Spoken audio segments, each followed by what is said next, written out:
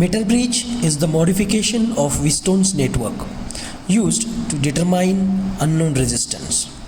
It is an instrument which works on the principle of Wheatstone's network.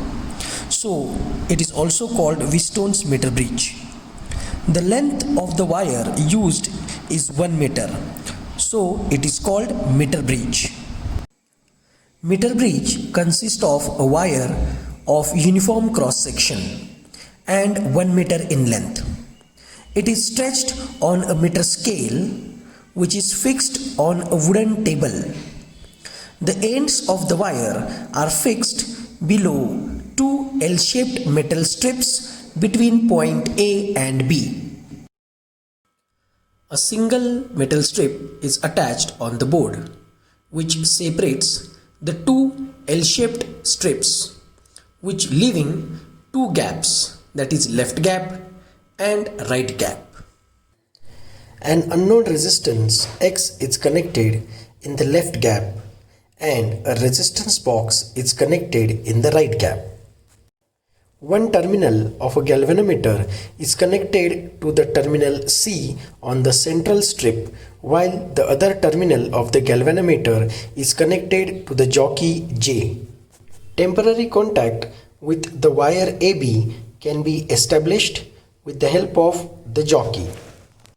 A cell of EMF E along with a key and a rheostat are connected between the points A and B.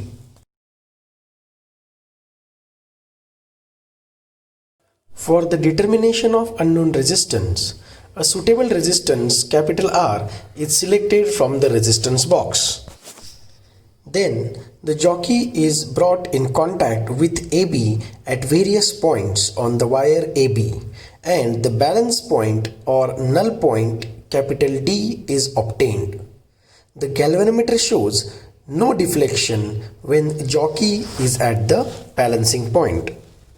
Then the length of the wire between point AD, which is opposite to the unknown resistance X, is measured as Lx, and the length of the wire between point BD, which is opposite to the known resistance R, is measured as Lr.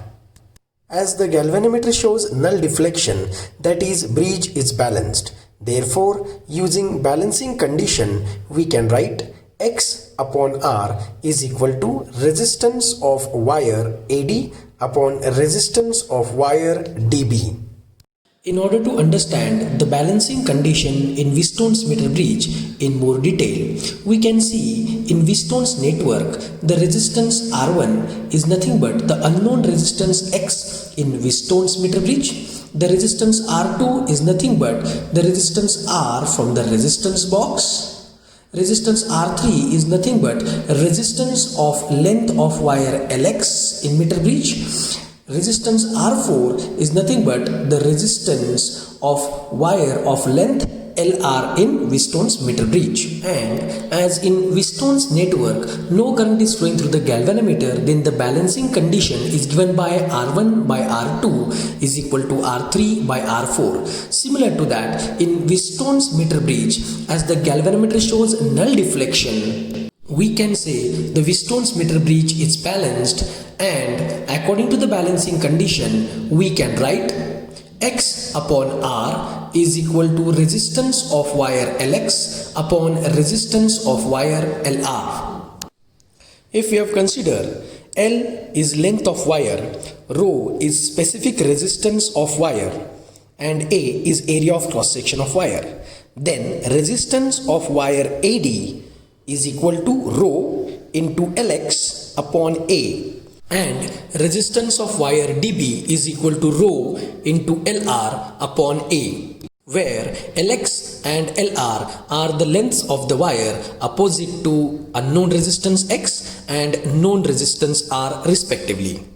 But as we know the bridge is balanced, therefore according to the balancing condition we can write X upon R is equal to resistance of wire AD upon resistance of wire DB.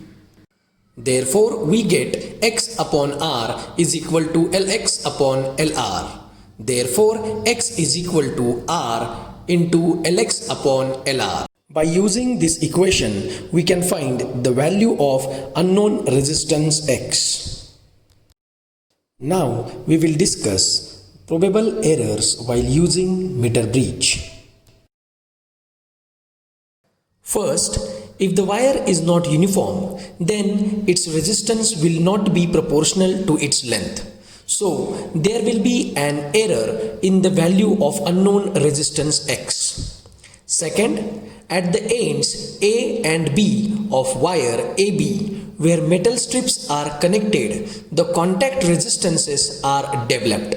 These contact resistances affect the null deflection point and introduce an error in X.